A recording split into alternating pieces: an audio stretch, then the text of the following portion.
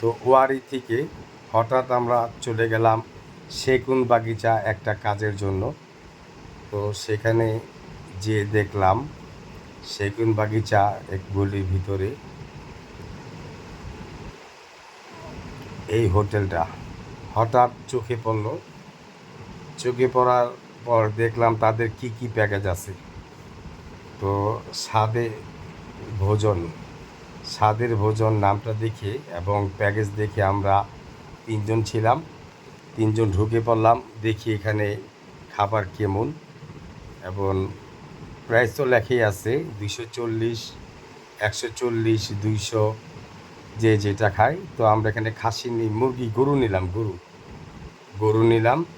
সাথে আমাদের একটা আলু ভর্তা দিছে, আর একটু এই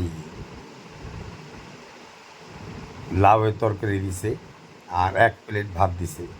তো জিজ্ঞাসা করলাম, ভাই এখানে কি প্যাকেজ? বল হ্যাঁ এটাই প্যাকেজ। তো যদি ভাত লাগে আরও ভাত দিবেন? বলে না, ভাত লাগলে ভাত কিনে খেতে হবে। লাস্ট ফিনিশিং একটু ঝোল চেয়েছি, তারা ঝোলটাও দেয় না, বলে সেটাও কিনে খেতে হবে। এবং ডালের কথা জিজ্ঞাসা করলাম, ওনারা বললো যে না, আমাদের এখানে ডাল নেই।